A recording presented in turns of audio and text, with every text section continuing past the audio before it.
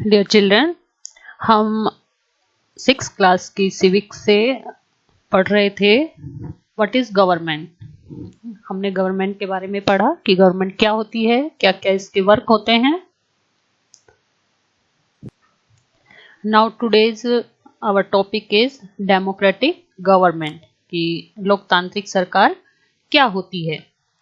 India is a democracy, India एक लोकतंत्र है। This achievement is the result of a long and eventful struggle of the Indian people. इस लोकतांत्रिक व्यवस्था को पाने के लिए हमने लंबी लड़ाई लड़ी है। There are other places in the world where people have also struggle to have democracies. और संसार में और भी कई देश हैं जहां लोगों ने लोकतंत्र लाने के लिए संघर्ष किए हैं। You now know that the main feature of a democracy is that the people have the power to elect their leader. So in a sense, a democracy is ruled by the people. आपको ये बताया जा चुका है कि लोकतंत्र की मुख्य बात ये है कि लोग अपने नेता को खुद चुनते हैं। लोगों के पास खुद ये शक्ति होती है कि वो अपने नेता को चुने। So in a sense, a democracy is ruled by the people. इसलिए इसका क्या अर्थ हुआ कि लोग ये लोकतंत्र है, लोग खुद शासन करते हैं, खुद का शासन होता है लोगों का, rule by people. The basic idea is that people rule themselves by participating in the making of these rules. और मूलभूत इसका जो बेसिक विचार ये है कि लोग नियम को बनाने में भागीदार खुद बनकर और खुद ही शासन करें। Democratic government is in our times are usually referred to as representative democracies. आज के समय में लोकतांत्रिक सरकार को प्राय प्रतिनिधि लोकतंत्र कहते हैं। Representative democracies, in representative democracies people do not participate directly but instead choose their representative through an election process. आजकल क्या है, लोग खुद सीधे भाग नहीं लेते हैं प्रतिनिधि लोकतंत्र में, बल्कि ये चुनाव की प्रक्रिया द्वारा अपने प्रतिनिधि को चुनते हैं। These representatives meet and make decisions for the entire population. और ये प्रतिनिधि जो चुनाव जीत कर जाते हैं, ये पूरी डिसीजन लेते हैं, पूरे पॉपुलेशन, पूरी जनसंख्या है उसके ऊपर ये फिर इनके डिसीजन चलते हैं। These days a government cannot call itself democratic unless it always what is known as universal adult franchise. आजकल कोई भी सरकार अपने आप को तब तक लोकतांत्रिक नहीं कह सकती जब तक कि वह देश के सभी वयस्क नागरिकों को वोट देने का अधिकार न दे। This means that all adult in the country are allowed to vote. सभी को वोट देने का, adults को वोट देने का अधिकार होता है इसमें। But it was not always like this. Can you believe that there was a time when government did not allow women and the poor to participate in election? लेकिन हमेशा ऐसा नहीं था। क्या आप ऐसा विश्वास कर सकते हैं कि एक समय ऐसा था जब लोकतांत्रिक सरकारें औरतों और गरीबों को चुनाव में भाग लेने नहीं देती थी? In their earliest form, government allowed only men who owned property and were educated to vote. शुरुआती दौर में सरकारें केवल उन्हीं पुरुषों को वोट देने देती थी जो पढ़े लिखे होते थे, है ना, और उनके पास अपनी संपत्ति भी होती थी। This meant that women, the poor, the propertyless and the uneducated were not allowed to vote. इसका मतलब क्या हुआ कि जो औरतें हैं या जिनके पास प्रॉपर्टी नहीं है या जो गरीब हैं और जो पढ़े लिखे नहीं है वो अलाउ नहीं थे वोट देने के लिए। The country was governed by the rules and regulation that these few men made. और कंट्री उन्हीं नियमों से चलती थी जो ये कुछ लोग ही जिन नियमों को बनाते थे, उन्हीं से पूरा कंट्री चलता था। ये देखिए हमारे देश में वोट डालने की प्रक्रिया ये है ना, ये एक ओल्ड मैन है और इन्होंने अपना वोट दे दिया है और वोट डालने के बाद इन पहले इनको उंगली पर स्याही लगा दी जाती है, जिससे कि ये श्योर हो जाए कि इन्होंने अपना वोट दे दिया है। वोटिंग इन रूरल एरिया का सीन है ये। और mark is put on the finger, इनकी फिंगर पर मार्क लगाया जा रहा है। Make sure that person cast only the vote. Okay, in India before independence only a small minority was allowed to vote, and they therefore come together to determine the fate of majority। Bharat में भी आज़ादी से पहले बहुत ही कम लोग vote देने का उनको अधिकार था। फिर several people including Gandhi ji were shocked at the unfairness of this practice and demanded that all adults have to right to vote।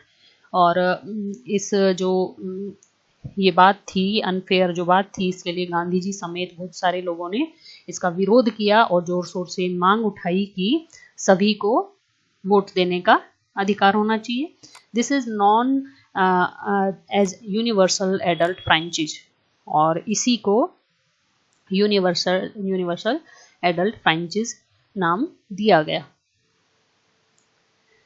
Writing in the journal Young India in 1931 Gandhi ji said 1931 में यंग इंडिया पत्रिका लिखते हुए गांधी जी ने कहा, I can not possibly bear the idea that a man who has got wealth should have the vote, but that a man who has got character but no wealth or literacy should have no vote, or that a man who work honesty by the sweat of his brow day in and day out should not have the vote for the crime of being a poor man। कि उन्होंने कहा कि मैं ये बिल्कुल सहन नहीं कर सकता कि जिस आदमी के पास संपत्ति है वह वोट दे, और जिसके पास चरित्र है पर या संपत्ति या शिक्षा नहीं है वह वोट नहीं दे सकता। जो दिन भर अपना पसीना बहाता है ना, अपना पसीना बहाता है, काम करता है, ईमानदारी से काम करता है, वो वोट नहीं दे सकता। और उसने क्या गुनाह किया है कि वो गरीबी है, उसकी गरीबी क्या उसका गुनाह है? पुअर होना उसका गुनाह है?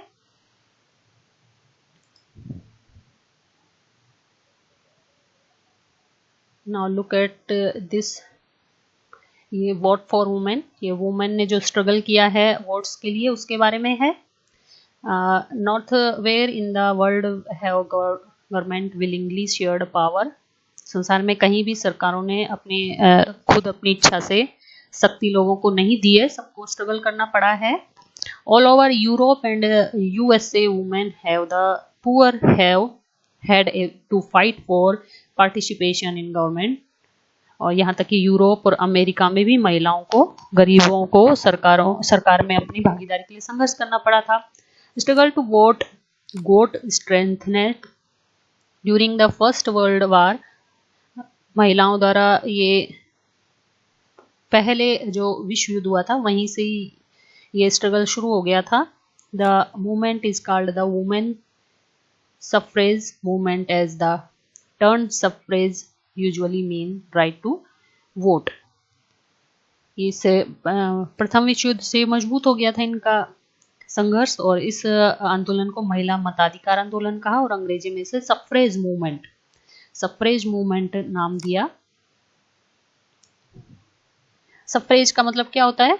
सफ्रेज मीन्स वोट देने का अधिकार। During the war, many men were away fighting, and because of this, women were called upon to do work that was earlier considered men work। युद्ध के दौरान बहुत से पुरुष लड़ाई में लड़े थे, महिलाओं को उन काम करने के लिए बुलाए गए जो पहले पुरुष के काम माने जाते थे। Many women begin organizing and managing different kind of work, और बहुत सारे लोगों को विभिन्न प्रकार के काम की व्यवस्था करनी पड़ती थी। When people saw this, they began to wonder why they had created so many unfair stereotype about women and what they were capable of doing। ये देखकर लोगों को आश्चर्य हुआ कि उन्होंने महिलाओं को और उनकी क्षमता के ऊपर इतनी गलत धारणाएं क्यों बना रखी थी, क्योंकि महिलाएं तो सब काम कर सकती हैं, है ना। वो उन्होंने धारणा बना रखी थी कि महिलाएं ये काम नहीं कर सकती। So women began to be seen as being equally capable of making decision, और महिला फिर महिलाओं को भी निर्णय जो समान निर्णय लेते हैं उसमें समान योग्य माना गया कि उनको भी समान रूप से डिसीजन लेने का राइट है। The suffragettes demanded the right to vote for all women, and to get their demand heard they chained themselves to railings in public places। तो महिला मताधिकार आंदोलन की जो साथियां हैं उन्होंने महिलाओं के लिए वोट देने के अधिकार की मांग की और उनकी आवाज सुनी जाए, इसके लिए उन्होंने जगह जगह अपने आप को लोहे की जंजीरों से बांधकर प्रदर्शन किया। Many suffragettes were imprisoned and went on hunger strike। वो जेलों में पहुंच गई भूख हड़ताल की, and they had to be fed by force। और उन्होंने कहीं कहीं अपने बल का भी प्रयोग किया। American women got the right to vote in 1920। American जो महिलाएं हैं उनको 1920 में वोट देने का अधिकार मिला, क्योंकि वो महिलाएं जेलों में भी गई, भूखी भी रही, है ना, भूखी भी रही, भूख हड़ताल पर भी बैठी, सब कुछ काम किया उन्होंने। जैसे हमारे यहाँ पर आज़ादी को प्राप्त करने के लिए किया था, और महिलाओं ने इस तरह से बहुत सारे काम किए। While women in the UK got the vote on the same term as men same years later in 1928। England की औरतों को यह अधिकार कुछ सालों बाद 1928 में मिला। Now look at the map on page 29 and 30। They show the states, union territories and district of India। ये हम पहले देख ही चुके हैं। Find out the following information from these map and various other resources। ये कुछ जो information है उनको find out कीजिए। Name of the neighbors of India। India के जो neighbors country हैं उनके नाम। Name of the state और union territory and its neighbors। और जो यूनियन टेरिटरी हैं यानी कि केंद्र शासित प्रदेश हैं उनके नाम, और स्टेट्स के नाम, है ना, और उसके पड़ोसियों के नाम। ये लिखिए नेम ऑफ योर डिस्ट्रिक्ट, अपने डिस्ट्रिक्ट का नाम लिखिए, एंड इट्स नेबर। हमारे जैसे डिस्ट्रिक्ट जयपुर है तो इसकी नेबर डिस्ट्रिक्ट कौन कौन से उनके नाम लिखिए। Route from your district to the national capital. और आपका जो डिस्ट्रिक्ट है उसका और नेशनल कैपिटल दिल्ली तक क्या रूट है उसको शो कीजिए ना। Now